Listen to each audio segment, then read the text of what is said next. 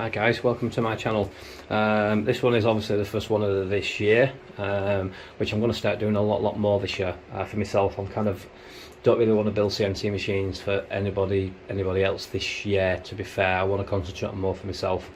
Now this video is regarding these EWMs because people that follow me have realised that why I've gone to EWM and can I give a reason why. So rather than obviously type it, I'll make a bit of a video and also tell you a little bit about this Pico Mig 220, which will be the first vid. The reason why I've changed is just because I could. Over the years I've kind of built myself up right from client machines, had the lot, then tried everything. I had the ESAB 205s, as you know, great machine, but the JASICs for me was bang for buck. And when I look back on the stuff that I've built on those is incredible, to be fair, with not one issue. You can ring the guys up, absolutely, you know what I mean, superb. Which that if I can speak to manufacturer, everything else, and they can deal with, kind of speak to me direct, then I'm all for it. So it was just that the opportunity was here. So I kind of jumped at the chance of a machine that I've always fancied, Dysynchronous, and it was a case of which one was better. Not welder wise, I think welders will probably be the same, without doubt, but I think it was, for me, customer service is always a big point, and furnace is non-existent, probably straight up nil existent. Now over the years I've asked about Fronius, and if you ring them direct, no one ever gets back to you. So my guess is they're not interested, probably, unless you're spending thousands. I've rung a couple of people who stock them, I'll not name the names, never get back to me, so that's nil, you know what I mean, not even interested. So if all the welders packed up and they were just Fronius, I won't bother, I've changed my trade. Now obviously EWM were the first guys to get back to me, which was superb. All my supplier did. So I jumped at the chance with 2 feet with a Tetrix 230. Now I'm going to obviously be doing a bit of a review on this one. Not out of that long, it takes a wee bit to get through the panel, there's a lot of stuff. Now the thing what taught me into it was when I first purchased this, I needed a connection from there. Well, I've got the connection, but I didn't know which pin out they were, because I know they differ. Because for the foot pedal on these, you've got a 19 pin at the back and a smaller pin here, but we'll go through that on another vid. I wanted it as an on and off. I contacted EWM, I think it was near Christmas actually. My supplier, I think, had broken up for Christmas, and I was shocked on the reply I got from EWM, to be fair. They literally explained a little bit about the machine, had a bit of a chat, what I did, what I do, you know what I mean, had a look on my Insta, generally interested, of why I'm using their machines. And then literally he got back to me within 2 minutes with a text with a picture of the connection, coloured the pins out, what I needed to do, which blew me away, to be fair. And just off that response alone, that's what made me change out for the Mig and my other spare, the Pico. Well, I use that generally as a spare in case the Tetrix goes down, because I can't afford to be down at all. So just that conversation with EWM, was wow, how good's that. And he was explaining about the parts, how quick they are. They're all, everything's stocked up in not in Germany, which people think. They're all in Morpeth, I think, top end of Newcastle way. So that's EWM UK. So I believe that all the models are in stock, all the parts are in stock. They get automated, replenished by computer. So should the engineers fit them, they get all. So for me, that is a case of I'm not shipping it out in postage, all that crap. That's not for me. That I do want to support my local company.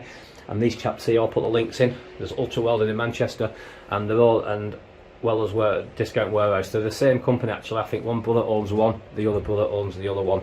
Now, obviously, only for them guys in the last years, I probably wouldn't be here, to be fair, doing the stuff I did. They give me opportunities for welders I'd never dream of.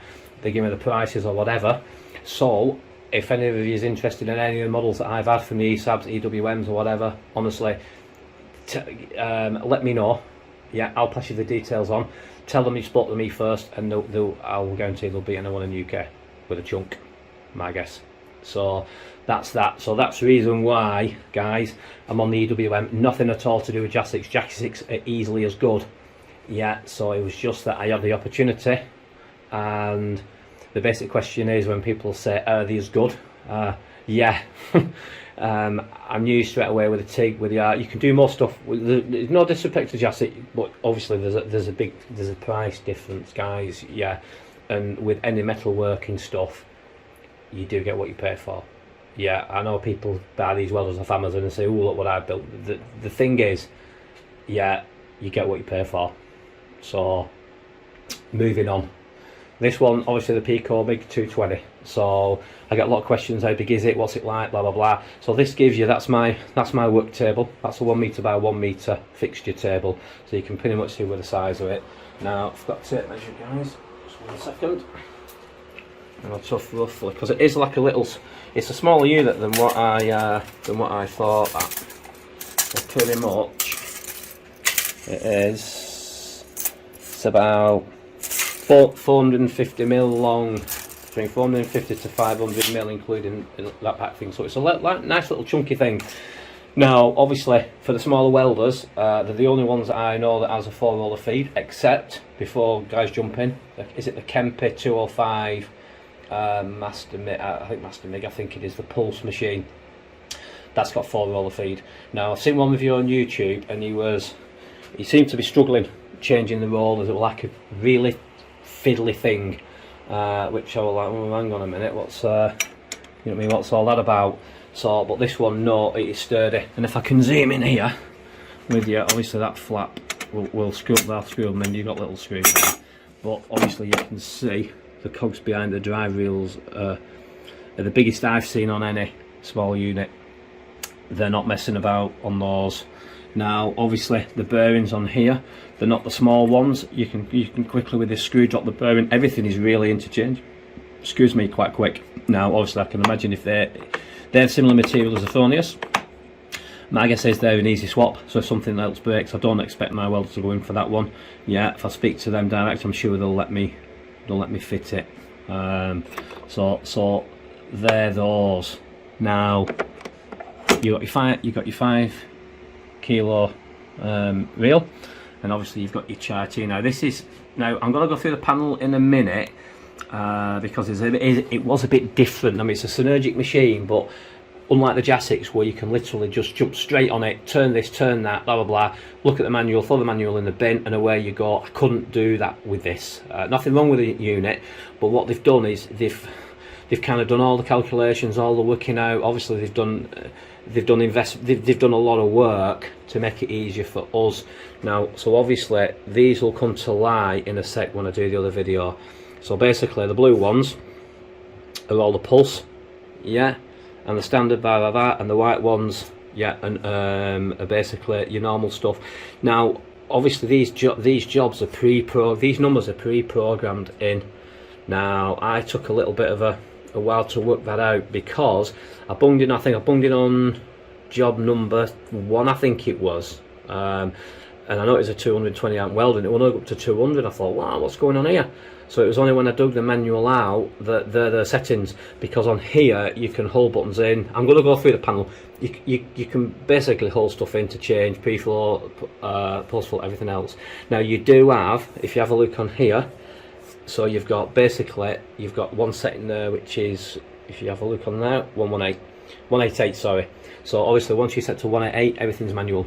Now I wanted to test this literally for the Synergic. Now I can tell you, up to date, now I haven't used the Kempe, because no one will be great enough to obviously lend me one and whatever, because they are expensive machines, yeah. Is this currently up to date is the best Synergic machine that I've used. Now granted, I don't MIG a lot more than you guys, because I mainly TIG, but even for me, you can literally, if it's 3mm, bung it on 3mm with a millimeter with a depth, and it's right. It's just too smooth. It's like a glue gun, even for me.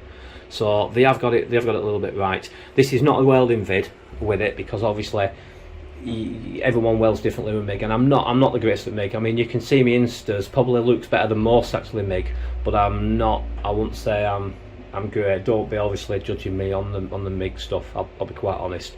So that's the panel. I'm going to go through obviously the digits at the front, how you set it and what they're like.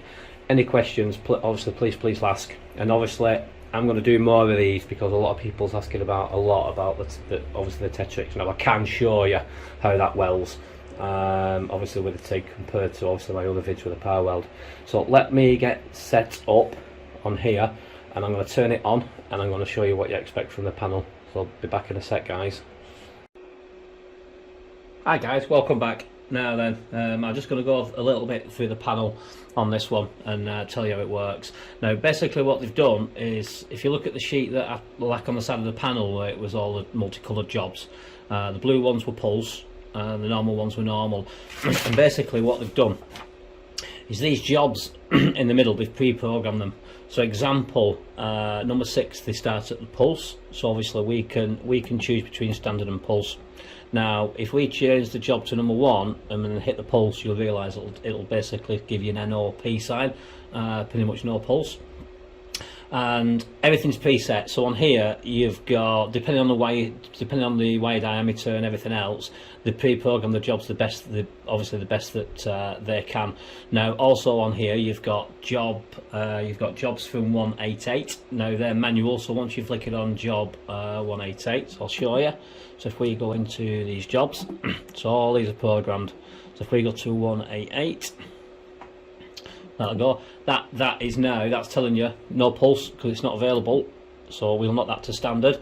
So now that is literally manual. That's how you would do a normal welder basically. So you can choose between your wave speed and your voltage. Literally that is it. Now obviously on here you can still, if you hold that button down, you can still go through the hidden menu. So obviously you've got the gas pre-flow time, you've got the start amps, pretty much everything else, the downslope, the upslope, crater filling, right back to the burn back. So you still have all the functions of that even if it's on a manual. So if we'll just let that reset, and we'll go back to obviously a pulse setting. Now obviously as well you've got the MMA jobs, and obviously the TIG jobs as well, which is on job 127. Let me there we go. So obviously if we go to job 127, one way there, 127, that's your TIG welder. So that's your amps, whatever, and then obviously press and hold that button down, and again you've got your pre-flow, your start voltage, your time up, your type down, your end current, that's so everything. Like I say, I think the TIG torch that goes on here is not obviously one that just plugs into those connections there. It's connected to your MIG torch. When I say it's one of them adapters, because I fitted them in the past where you can just with a nut you can attach my CK welders to these, but obviously the welder's got a built-in solenoid, so you don't have to keep messing around in the old days to kind of open the valve on, you know what I mean, on the bottle. So I'll just wait that to refresh, and we'll just go to a normal number 6 job, I think, which is on the pulse. So 6 I think is the pulse what they start at. So obviously with here, again the same, you can select a pulse. That will obviously, you know what I mean, will adjust the voltage and whatever. You know, you've got a wave speed. Now you can set it to amps, or you can set it to obviously material thickness. So obviously if we go to 3mm on here, now what it does, set it to 3mm on here. Now this connection here is basically a plus and minus 5, obviously to trim it, and that's basically your arc length that you can trim it down. Literally we can adjust the pulse. That will obviously change the diameter, so we can go back to your 3mm, and again away you go. You can obviously trim it, and that is it. That is literally it, guys. That's your spot timer down here, but that is it. Welds absolutely bang on just at those settings. And again with those settings you can press and hold, and again you can set everything else within the unit. Now EWM's done the best they can, obviously making this the best for you, but you can obviously trim it. Now again, if we click it again, you got your start voltage, blah blah blah, your percentage, you've got upslopes, right back again to your, excuse me, to your burn back. And then pretty much that's it. If we go to, let that reset to the beginning again, and then we can adjust these here, and that's basically your inductance. It should let it lets you on the still on the pulse. I'm sure it does let you.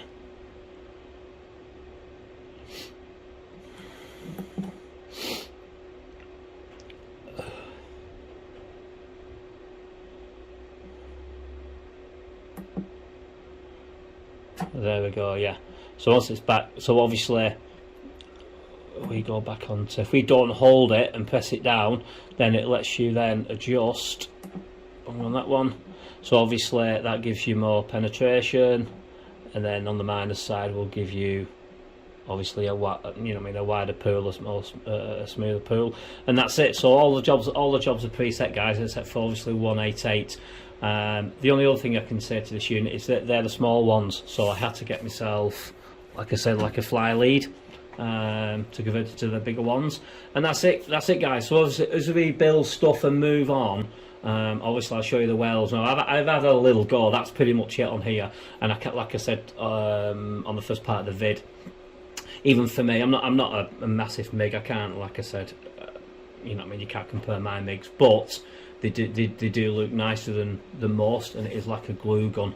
So pretty much once you get into this price range, I would have thought they'd all well the same.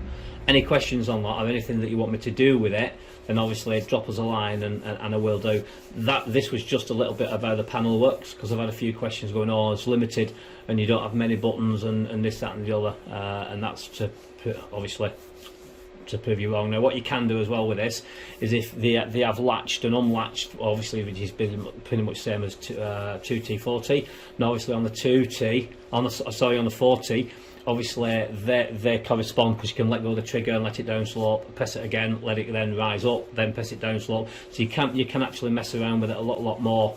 But other than up to date, it's the best MIG machine that obviously I have used.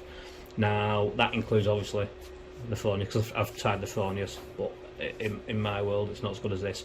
The only one I haven't used is obviously the Kempe, which I can't comment. So any questions, guys, obviously please ask, and then we'll be moving on a bit more complex to the 230 Tetrix, which that's my kind of machine, because like I said, I do TIG weld, and I can confidently show you how they weld. So thanks for watching, guys, and hopefully we can get through quite a lot of videos this year, I think, and making stuff with these machines. So cheers, guys, and I'll see you in a bit.